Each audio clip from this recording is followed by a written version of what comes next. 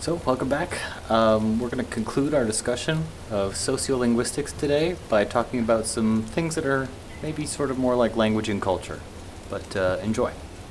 So today let's just jump right into it and get started on our last group of topics connected to language and society, language and culture. I have been calling these slides sociolinguistics, but now I've thrown culture in here in sort of parentheses in the middle of that word for reasons that will become apparent soon. And when we're talking about language and culture, first I guess we've been talking about language all semester, we should probably talk about culture. We're going to continue to use a definition that will be very familiar to you if you've taken any anthropology classes. Culture is a complex, holistic term. When we're talking about culture, we're talking in an all-encompassing way about knowledge, belief, art, morals, law, custom, all sorts of things. Any aspect of your sort of social being, as well as things that are broader than just societal. Language is a key to every single piece of those. That's what we argue in the sort of language and culture linguistic anthropology world. Language is a key piece of what your knowledge is. Right from a very young age, you're taught words and given lists of words to memorize and remember, whether that's being held up flashcards that say horsey and doggy or anything else. And so as we've been talking about, just like languages are not static, cultures are also not static things, right? We're constantly changing, constantly negotiating. And so I've been using sociolinguistics sort of in a way that's a cover term. This is the way that sociolinguistics used to function. That's the way sociolinguistics used to mean in the 1960s, 70s. We were talking about last time about things like Libovian sociolinguistics, variationist sociolinguistics, the study of language and dialect. The idea that language and dialect is a really important piece of how language changes, a part of the faculty of language, right? The idea that we have these different vowel systems in our brain, like the Northern City sound shift. Sometimes this is what people talk about when they say sociolinguistics. This is all they're talking about sometimes. But I'm going to use sociolinguistics in a much broader way to include also things like interactional sociolinguistics as practiced by a guy named Gumpers, John Gumpers, as well as a whole bunch of other people. And that sort of view of sociolinguistics takes place in interaction. And so we're going to talk about some things that have to do with interaction toward the end of this lecture today. We've talked a little bit also about the speaking model of context. That comes from a group of work by people who did what we call ethnography of communication, or the ethnography of speaking. So when we talked about the speaking model of context, what is that? Let's see if I can remember without editing this in. Setting, participants, event structure, ends, act sequence, key, instrumentalities, norms, and genre. Another topic that people include under the umbrella of sociolinguistics is conversation analysis. And we've already talked a little bit about this, but that includes things like turn-taking, like adjacency pairs, those sorts of topics. In modern times, there's a move to, again, broaden that sort of perspective. And so a group of linguists, including Mary Buchholz and Kira Hall and some other wonderful linguists, have moved toward what we call sociocultural linguistics. We talked about Mary Buchholz and Kira Hall last time, and they mention a really great piece of work in an article that I read. This is a woman named Norma Mendoza Denton in 2008, did a piece called Home Girls that combines all of those sorts of pieces of linguistics. In it, she's studying young Latina girls in gangs in California, and how they use language and style and all sorts of other aspects of their lives in order to signal who they are, what their ideologies are, etc. In it, she includes topics that are really core Libovian sociolinguistics, dialectological work, a really close, phonetic measuring of vowels and consonants. But she also includes topics like, what does it mean to clown on someone? What does it mean to talk shit? What does it mean to tattle? This is the sort of work that we see in sort of sociocultural linguistics. And so when we're talking about language and culture, you might expect to hear a lot about anthropology, and certainly some of this, what we're talking about, is linguistic anthropology or anthropological linguistics. Either one for us is okay. In anthropology is basically the study of humans, studying humans across time, across space, and traditionally when we're talking about anthropology, we're talking about linguistics, archaeology, biological, medical anthropology, sociocultural anthropology, a couple of other fields. The sort of traditional model here has these 4 subfields.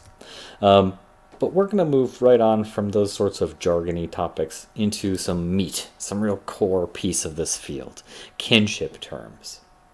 It turns out that families are a really interesting thing to study across the world and across the world's languages specifically.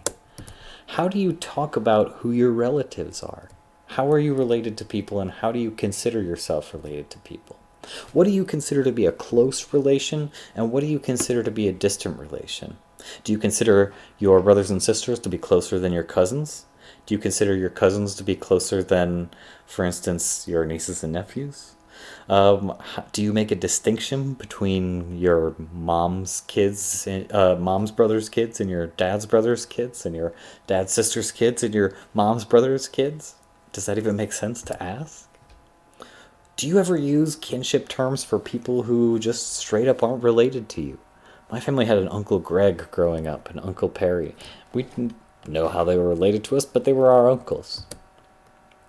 And what kind of social obligations do you have for people who you consider to be your kin? When you call someone a family member, does that mean something? It's a really common misconception, especially among introductory class students, that when we talk about kin, we talk about family, we're only asking genetic questions, biological questions. That just simply isn't the case. A family is a social construct.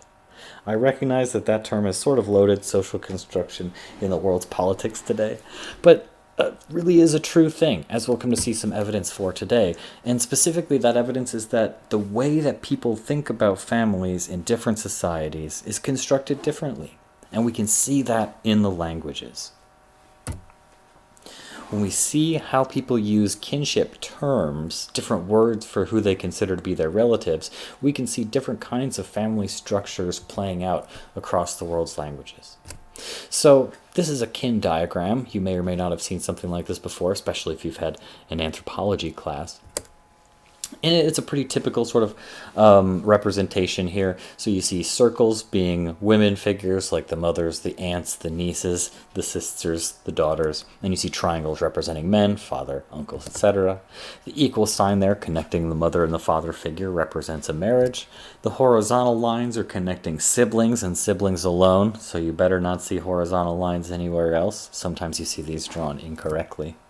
And the vertical lines are connecting parents to children, etc. Right? So that's a pretty typical layout for these things. In a kinship term system, right, each term is relative to another term, and they encode different pieces of information, right? So using the word sister means that that person is sort of on the same generation as me relative to somebody else. Our system in English is bilateral, so we don't really make a distinction between our mom's relatives and our dad's relatives in a sort of a typical nuclear family setup, right? I call both my dad's brother and my mom's brother's uncles. We also see in this system that the nuclear family gets sort of its own term, right? I have a different word for my sister and my brother than I do for my cousin and my sister. This is not always the case. It's not always the case that the English kinship term system is the basic pattern for all reality, right? That shouldn't surprise us. Old English kinship system was pretty different. The Old English grammar encodes a different system of understanding your family than modern English does. We see a lot of differences here. I'll just point out a few of them for you.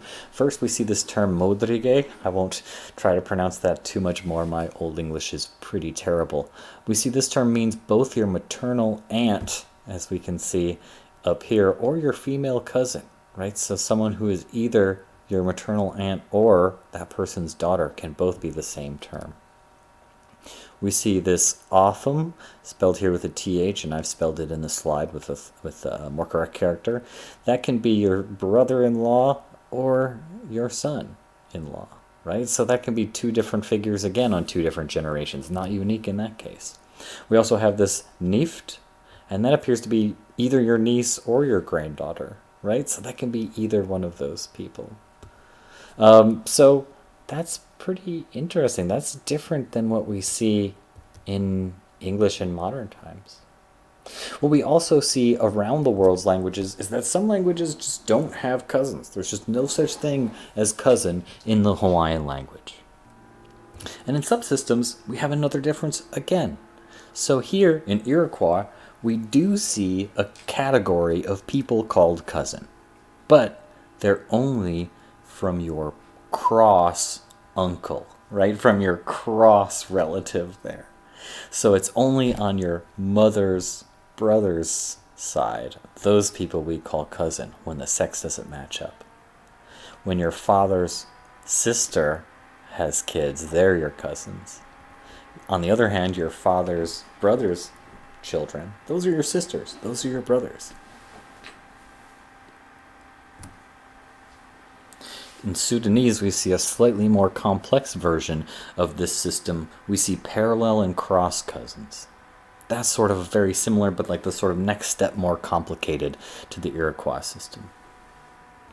Around the world, we see something that isn't so surprising to today's listeners. There's way more than one way of being a family. 20 years ago, maybe this was more surprising, but it doesn't tend to surprise too many students now. Still, it's really worth thinking about the complexity of not just the world's languages, but the world's families.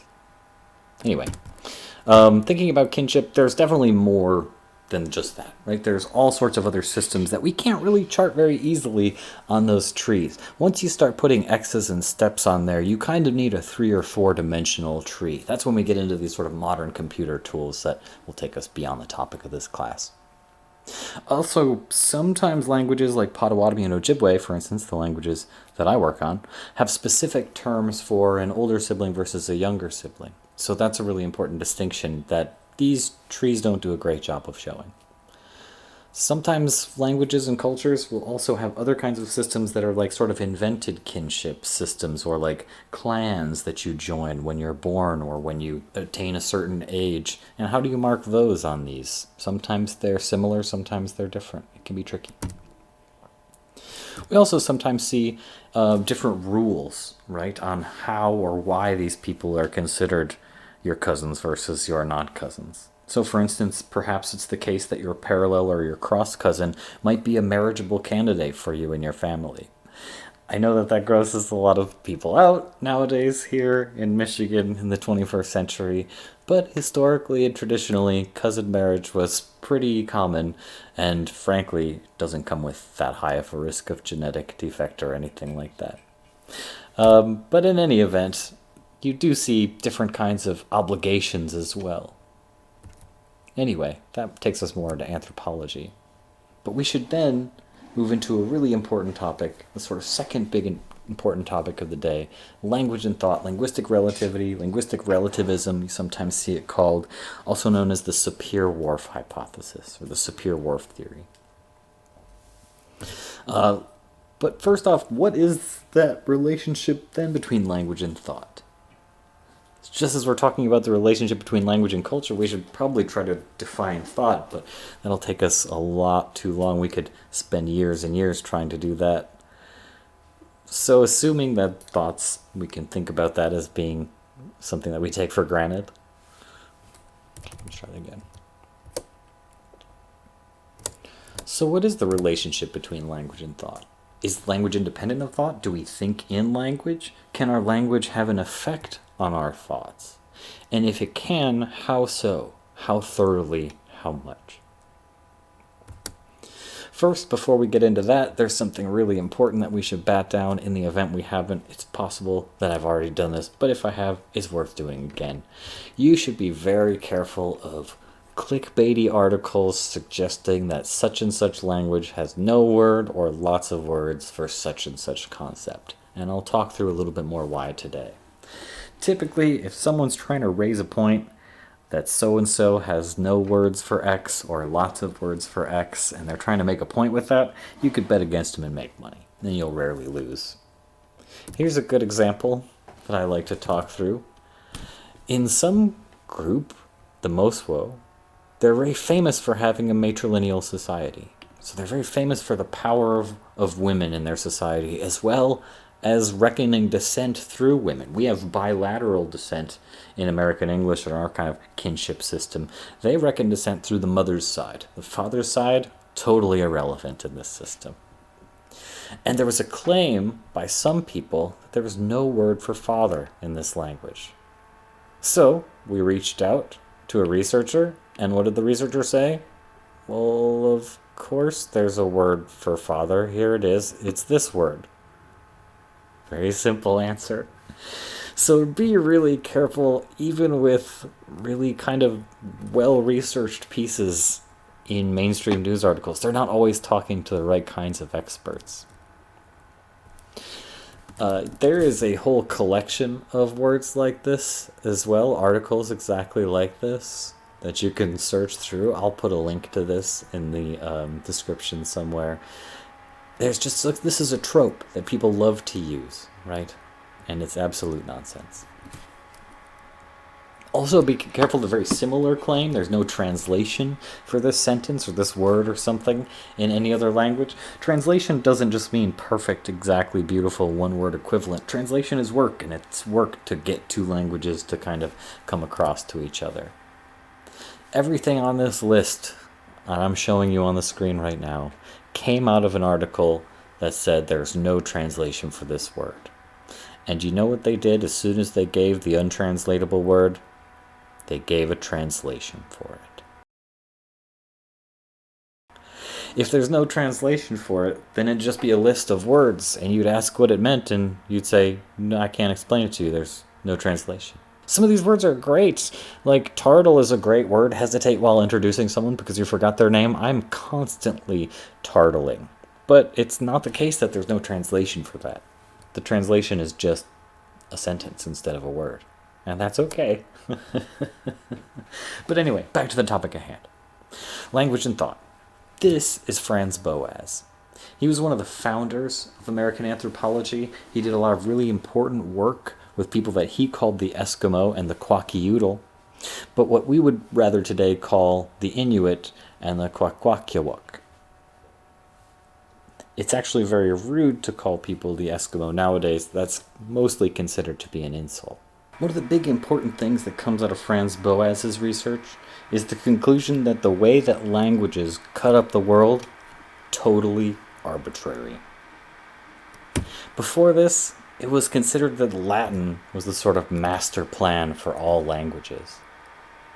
You can see this on display here in this little sample of a descriptive grammar of Ojibwe from a guy named Barriga in the 1870s. In it, he's talking about gender and the gender system in Ojibwe. And Ojibwe does have what most people call a gender system, but the gender system is between animate and inanimate nouns. In this article in the 1870s, he's talking about masculine, feminine, and neuter nouns. There's no distinction between masculine and feminine nouns in Ojibwe grammar. It's a totally irrelevant category. But Barriga's talking about it because he believes that Latin is the sort of template for all good languages. That was really common in the late 19th century. Boas was really important in pushing past all of that stuff. In English, we have all these words like river and brook and water and rain. In some languages, those might be all derived from the same root that means water. In some languages, like Ojibwe, actually makes a distinction between open water sources like oceans and lakes and flowing water sources like rivers and streams. Does that mean that Ojibwe is better than English? Of course. No, of course not. It's a silly question. It's just arbitrary.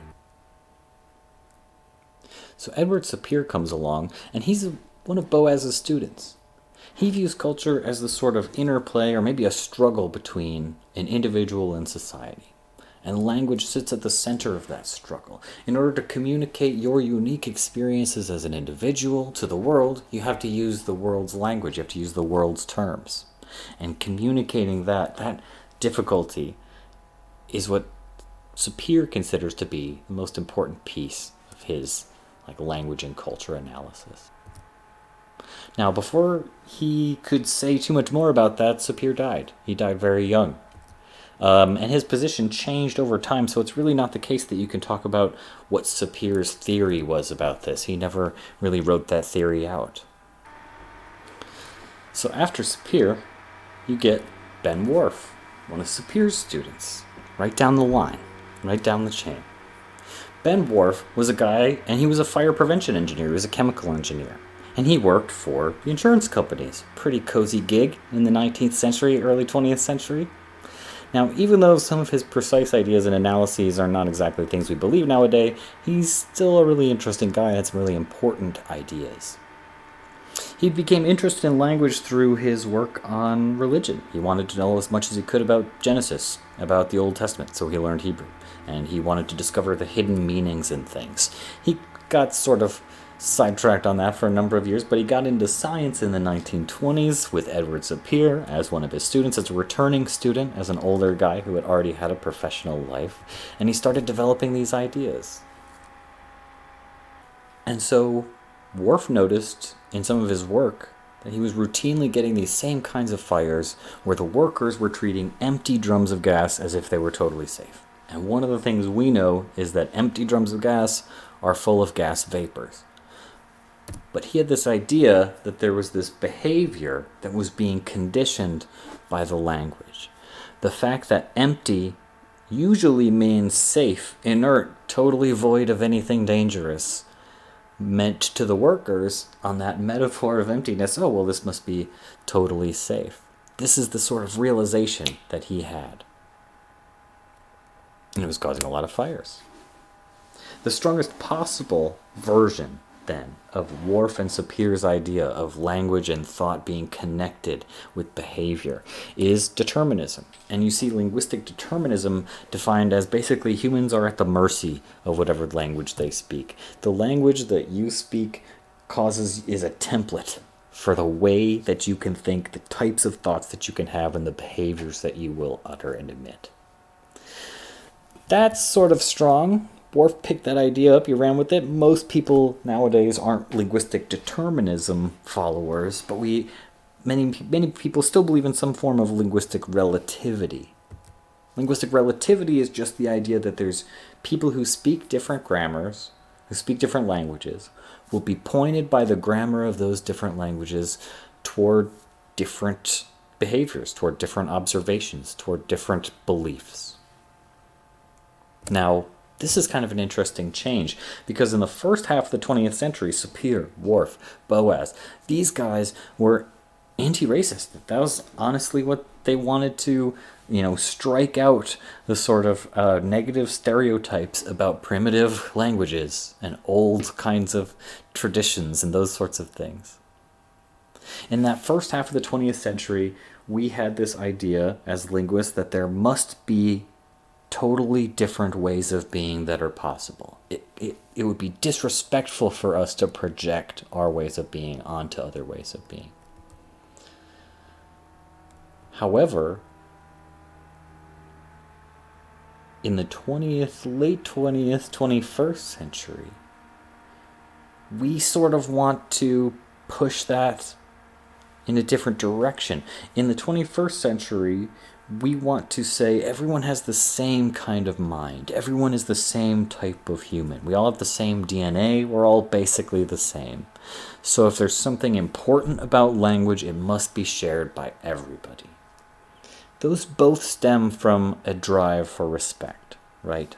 So there's these two different perspectives that we're going to revisit for the rest of this lecture that are both justifiable, right? There's two different answers to this question. There's a debate to be had. We'll start off with a kind of a simple example about color words. Color, of course, is a spectrum. That's what physics tells us, right? The Roy G. Biv spectrum that you're all familiar with from grade school, I'm sure. But there's no sharp lines between these, right? They give you 450, 495, 570 on this just as a sort of a landmark. There is a blur, a smear between green, yellow, orange, red, and black again. So how do we draw the lines there? How do we decide what colors belong to which categories? Well, language plays a big role. Language and color studies are a really great case where we can probe the relationship between language and thought, because it turns out that actually languages cut up the color spectrum in different ways. Not every language has the same group of colors. Not all colors systems are stable in one language over time. So it turns out that not every language has a word for both green and blue. Ojibwe, for instance, didn't used to have a word for both green and blue. They were treated as the same color in the language. English speakers, up until only a few hundred years ago, didn't distinguish between pink and red, right? Between light pink, between light red and dark red. Russian makes a category distinction that we don't between light blue and dark blue, a sort of a blue versus teal, aqua? I don't know. Pick your favorite color term here. But these are the basic color terms. These are the color terms that every school child knows. And there's some pretty interesting research that showed that in an empirical study in about 100 languages, there seems to be a system, a hierarchy. Basically, every language that has any color terms at all has white and black. And the moment you get a third color term, it tends to be red. And the moment you get a fourth color term, it's either green or yellow. And if there's 5 color terms, it's both green and yellow. And so on and so on. And it's not until you get 8, 9, 10, or 11 color terms that you start to get options like pink and purple and gray. And we, of course, in Crayola land with our crayon brains have 1 million color terms. But this is the argument that Berlin and Kay put forward in the 1960s, 1970s, that there are these basic universal categories for color. That's pretty interesting. Some people view that as being anti-Sapir-Whorf. Others don't. There's a debate to be had. You might be wondering, well, who cares what kind of color words there are? But it actually turns out that there's sort of, or can be, a difference in how we perceive colors. It's a sort of a minor effect, but it seems to be the case that in certain kinds of psychological tasks that have to do with categorization or quick reading of categories, then color term systems make a difference. So it seems to be the case that the strong version, linguistic determinism, is wrong, but it does seem to be the case that language has some effect on thought, and Lira Boroditsky has been a really important piece of showing that to a much broader group of linguists. Lira Boroditsky has been doing some really interesting studies, for example, about grammatical gender. It turns out that language like German, where bridge is a feminine noun, if you ask speakers, hey, tell me about a bridge, they tend to use feminine adjectives to describe it. They'll describe it as pretty or fragile. If you talk about Spanish speakers, where bridge is a masculine noun, speakers will tend to describe bridges with more masculine terms as being towering and sturdy. That seems to be connotations, right? Associations, indirect kind of implicational types of meanings that are carried by these things. That's language and thought sort of having a side effect. One of the things that Lira Boroditsky also did some work on is time and space terms across languages. So for instance, some languages just straight up don't have terms for left or right. They say, hey, move to the north, shift over to the east, you jump in the water over that way, to the east. Could you imagine if I told you that? Now everybody turn north. You'd have to get a compass out. I like to do an exercise that she likes to do also in a classroom where you say, okay, everybody, face north. And people who've been coming to the classroom for years and years get turned around and don't know where they are. Unsurprisingly, in languages where speakers have to keep track of northeast, southwest at all times, they seem to be better at navigating northeast, southwest. That doesn't seem to be surprising. Last big topic here I want to talk about is snow. Well, thankfully we don't have to deal with too much of that right now. But have you heard this story? The story of the Eskimo words for snow. I just said we shouldn't say Eskimo, but typically the people who are telling this story tell it that way. Now, if we think like a linguist, there's some challenges that arise when we ask a big, broad question, like how many words are there for snow in an Inuit language? And we see some differences of opinion about that question. So it's a very difficult question to try to answer, even though it seems like it should be easy. How many words are there for snow? But if we think like a linguist, every single part of that question is difficult, right? Not just the how many part, but how do you count the words? Who counts as the language speaker? And what counts as snow? There's a huge geographic range of speakers that we could be talking about, from the Hudson Bay to Greenland to Alaska to all parts of northern Canada, that have different languages, different speakers, different speaker communities, different histories, different contexts, different inventories of words for snow and ice. So when we say how many words for snow are there in some Eskimo language, which language are we talking about?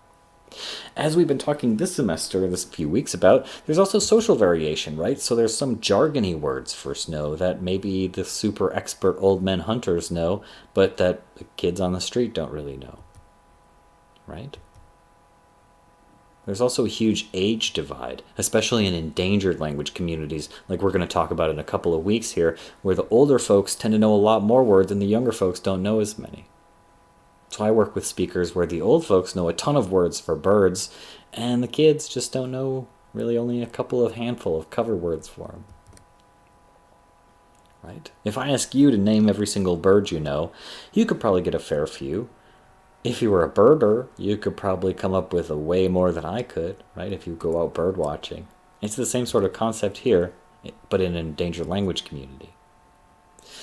Importantly, morphologically, the Inuit languages are polysynthetic, so there's really not very easy ways to talk about this in these languages. In English, it gets to be tricky enough. Do I count snow, snowy, or snowiest as 4 words or 3 words or 1? How do I count all that? And think about the difficulties that we had in defining what a sandwich is. How can I think about what actually snow is? Is snow slush? Is slush snow? Is ice snow? Is frost snow? Are we talking about all these things together when we talk about snow? What about low frequency concepts like hoarfrost? What about jargony kinds of words that skiers and other folks use, like powder and dusting and stuff like that? You also run into those kinds of troubles all over the place in Inuit languages, because take a word like igluksak. Igluksak means material for a house. In old times that might have been a perfect kind of snow, but nowadays it's boards and nails and anything you want it to be. So how many words are there really? Well, it kind of depends on who you ask. On the left, we see a longtime expert on Alaskan languages talking about how, yeah, there's a pretty good size, extensive vocabulary for snow and ice, and actually it'd be really weird if there wasn't. On this side, we see a generative kind of grammatical linguist who doesn't have a lot of experience with Inuit communities saying, you know, actually it looks to me like English and Inuit languages have about the same number of words for snow. So your perspective on that question of what is the relationship between language and thought makes a big difference in how you answer it.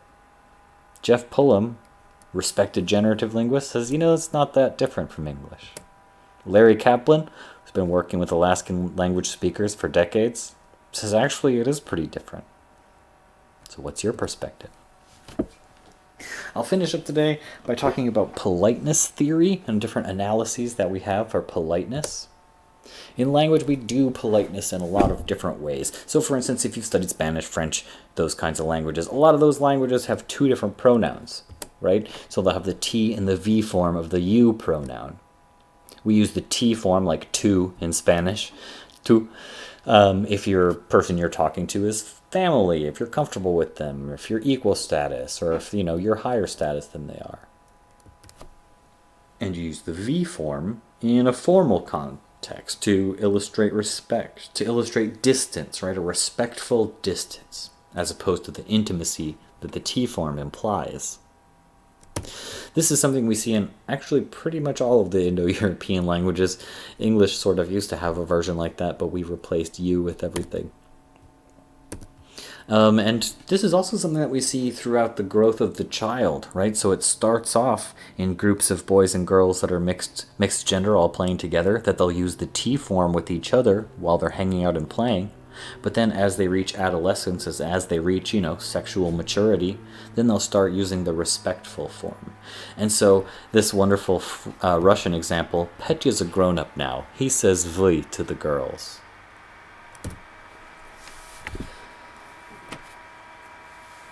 But in terms of politeness theory, that's just one little piece. There's a wonderful case from Levinson and Brown of politeness theory that we call face theory. Now, this concept of face originally comes from a sociologist named Goffman, and face there is sort of from the idiom save face or lose face. It's how other people see you. The linguists pick it up, Brown and Levinson, and we get these concepts of negative and positive face. Right? Positive face, that's the desire to be approved of. The desire to be appreciated. Negative face is your desire not to be intruded upon, your desire to be left alone.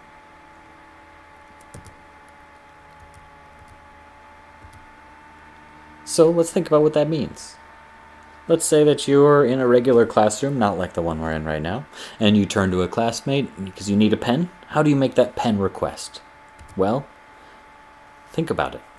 If you request a pen from somebody, there's social pressures involved. Sure, they're minor in this case, but that doesn't make them not real.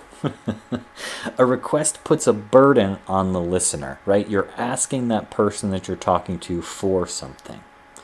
If they don't give it to you, there's a risk that they could be perceived as rude. And so they have to calculate that risk against their own burden of giving that to you. So if you request something from somebody, that's a negative face threat. That burdens the listener. But if the speaker refuses, if the person you're talking to refuses your request and says, "No, I will not give you that pen," that is potentially a threat to their own positive face. Do you see what I'm saying here with this example? So we have to think about face-threatening acts.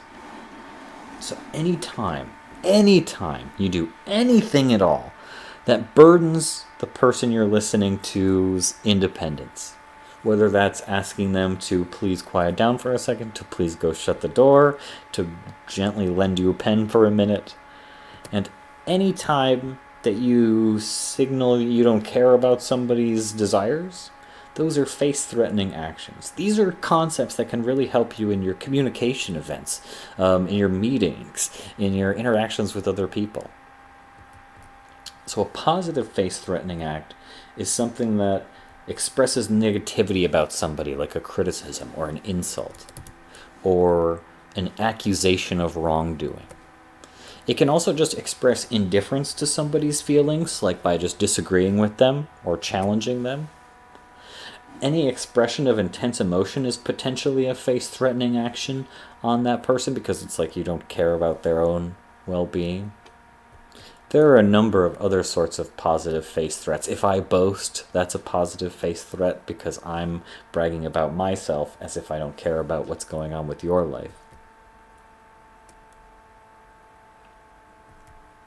Negative face threats are similarly varied anytime I incur a debt or pressure anybody. So obviously orders, requests, but also polite suggestions are face-threatening actions. Have you ever tried to politely request or politely suggest somebody do something with all well-meaning and love in your heart only to have them blow up about it?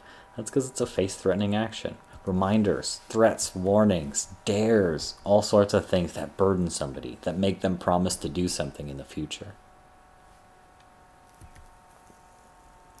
It's the case that you can also threaten your own face, your own negative face. So for example, if I apologize for something, that threatens the good image that I'm putting forward in the world of myself, or it can, potentially. Negative face threats can also be like accepting an apology, right? If I accept an apology, that means I have to limit my future actions of potential reprisal. So there's all sorts of things. In a conversation, we're constantly negotiating to save our face, to preserve each other's face. That's what we call face work. There are a number of strategies in face work that we can do to minimize face threats. We can make indirect requests and go off the record. So if I need a ride to school next week, I don't have to say, hey kid, give me a ride to school next week. I can say, oh no, I'm going to have to miss class. And that's an indirect request. It's possible for you to treat it as a request to understand the intention that I put forward and say, hey, do you want me to give you a ride? I can offer you a ride. Or I can deny it. I can sort of use that Gricean thinking and deny that ambiguous meaning. There are also bald, face-threatening actions that have no politeness strategy, where I just say, hey, give me a ride to class next week. But I can also be indirect. Conventional indirection minimizes the face threat. Here's a couple of examples of how we can take our face threat off the record. Here's a couple examples of how we can take our face threat off the record. So for instance, we could just give like a hint or a clue to sort of drop things in that seem irrelevant. We could be vague. We could sort of overgeneralize. There are a number of other strategies as well. I don't just have to demand a pen, but if I do, that's called the Direct Speech Act with no politeness strategy. However, if I say, hey, I'd owe you one, or if I say, hey, buddy, can you lend me a pen? Then I'm saying, oh, well, I'm showing you that I'm appreciating you. I'm minimizing the burden. I'm minimizing the time frame of the request. Just let me borrow your pen real quick, just for a minute, just for a second, just a little second.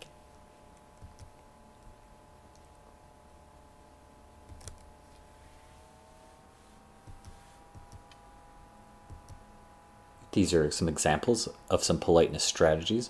There's a lot of positive politeness strategies, not just compliments. Compliments can actually be sort of complex face work situations, but just sort of being optimistic about somebody or about some situation is a politeness strategy. Like, oh, it'll be easy. It'll be easy if you give me a ride. It'll be no problem. Negative politeness strategies, including like questions or hedging, like, hey, would you mind? Minimizing the imposition, my favorite one. And this is just an overview of the theory as a whole. So, that's all for this week. Next time we'll start talking about typology and historical linguistics.